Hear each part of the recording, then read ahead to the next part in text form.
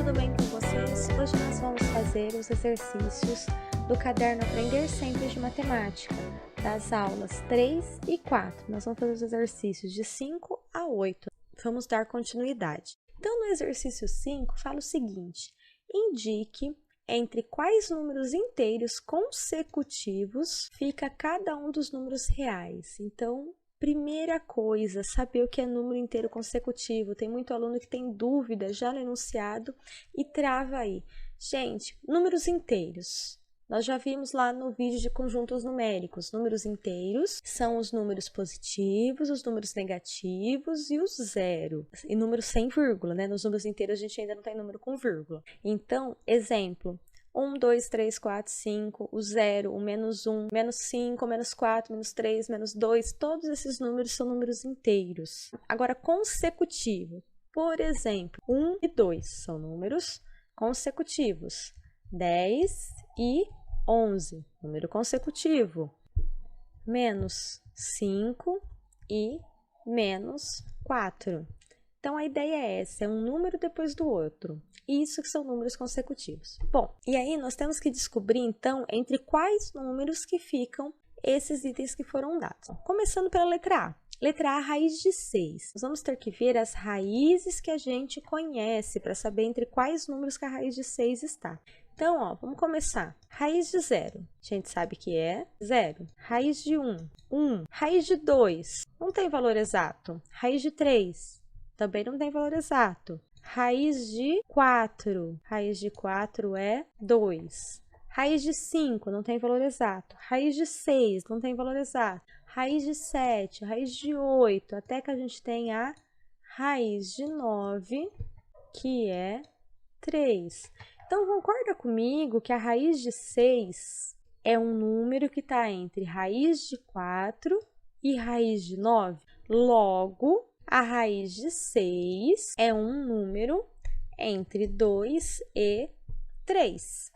Agora, na letra B, 11 sétimos. 11 sétimos é uma fração. E eu já falei em vídeos anteriores que nós temos que lembrar que fração é uma divisão. Então, basta dividir para saber qual é o número que representa 11 sétimos. Então, vamos fazer isso. 11 dividido para 7 vai dar uma vez. 1 vezes 7 é 7. 7 para 11, restam 4.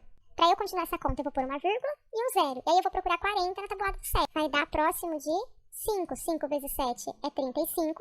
35 para 40 vai sobrar 5. E eu não preciso continuar essa conta até dar zero, gente. Por quê? Porque eu já tenho aqui, ó, aproximadamente 11 sétimos é 1,5, aproximadamente. Então, a nossa resposta, né, vamos pensar entre quais números que está 1,5.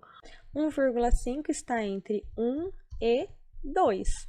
Então, a nossa resposta para a letra B é que 11 sétimo é um número entre 1 e 2. A C é a mesma coisa, π sobre 2, é uma fração. Nós vamos dividir. Então, π vale aproximadamente 3,14. Vamos aproximar mais ainda para 3, dividido para 2. 3 dividido para 2 dá 1,5. Logo, π sobre 2 também é um número entre 1 e 2. Raiz de 10 agora, letra D. De novo, nós temos que pensar nas raízes que a gente conhece. O que a gente sabe?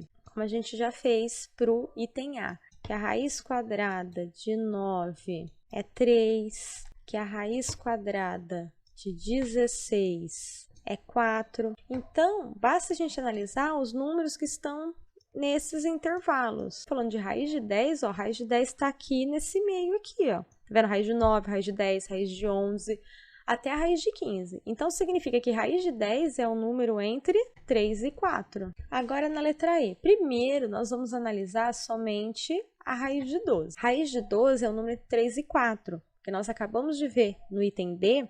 Então, o nosso raiz de 12, se está entre 3 e 4, significa que é um número 3, alguma coisa que não me interessa saber quem é. E embaixo da nossa fração, né, no denominador, é o 3. Então, nós temos 3 e alguma coisa dividido para 3. 3 e alguma coisa dividido para 3 vai dar 1, alguma coisa. Bom, então, se deu 1, alguma coisa, significa que o nosso número está entre 1 e 2. Agora o exercício 6. Considere os números reais menos raiz de 5 e mais raiz de 7. Primeira coisa quando a gente está falando para considerar alguns números, né? E depois ver que vai falar de intervalo, porque ele fala assim, quantos números reais existem entre eles e números inteiros?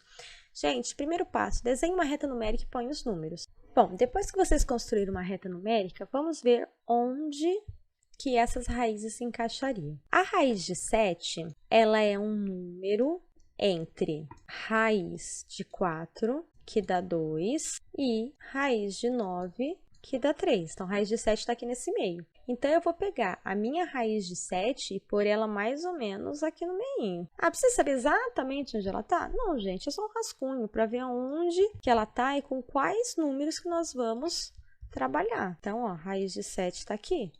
Precisa pôr o sinal de mais? Se quiser, sim. Se não pôr, não tem problema. Raiz de 5. Raiz de 5 também é um número que está entre a raiz de 4 e a raiz de 9. Só que é menos raiz de 5. Então, vai ser um número que está lá entre o menos 2 e o menos 3. Então, menos raiz de 5 está mais ou menos aqui.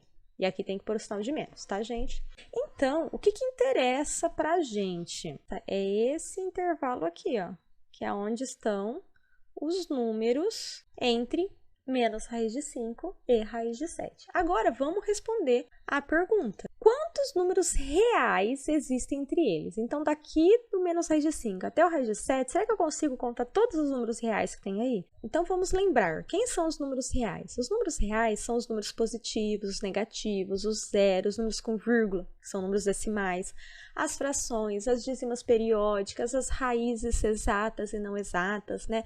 Os números irracionais. Então, todos os conjuntos estão dentro dos números reais. Lembra que eu falei lá no vídeo de conjuntos? Quem são os números reais? Todos os números que nós já estudamos até agora.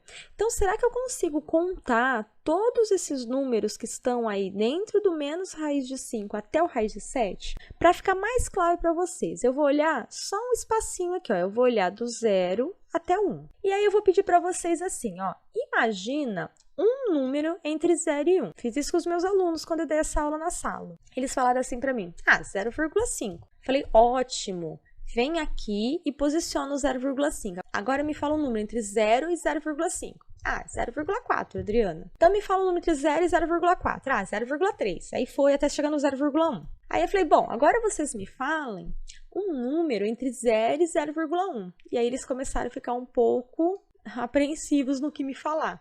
E aí eu falei para eles assim, 0,1 seria, né, para ajudar o pessoal a pensar um pouco. 0,1 corresponderia a 10 centavos, né? Porque lembra que eu também já falei que 0 lá no final do número após a vírgula não interfere. Como que representa 1 centavo? Porque 1 centavo é menor que 10 centavos. E aí eles me falaram, 1 centavo é 0,01. Então, 0,10, 0,01 está entre 0 e 0,10. Ó, vou mostrar aqui para vocês entenderem exatamente o que eu estou falando. Então, ó, 0,1 vamos supor que está aqui 0,1. 0,01 vai ser um número que está aqui dentro. Aí eu falei para eles, me fala um número entre 0 e o 0,01. 0,001. Aí um número entre 0 e 0,001. E aí eles foram percebendo que é só eu acrescentar um 0 aqui, ó, que cada vez o meu número vai ficando menor. E aí eu perguntei para eles, isso vai ter fim? Eu vou conseguir chegar no 0 em algum momento? Falar, não, agora não tem mais números entre ali aquele espacinho? Não, a gente não vai conseguir fazer isso. Então, os números reais, eles são infinitos. Aí pegar um intervalinho ali de 2 números, por mais pequeno que seja, por menor que pareça ser, a gente não consegue falar a quantidade de números que teria ali. Bom, depois disso, o que a gente vai responder? Quantos números reais existem entre eles? Tem infinitos números reais entre o menos raiz de 5 e o raiz de 7. Ó, é continuação da A, e não vou confundir, depois a gente faz a B.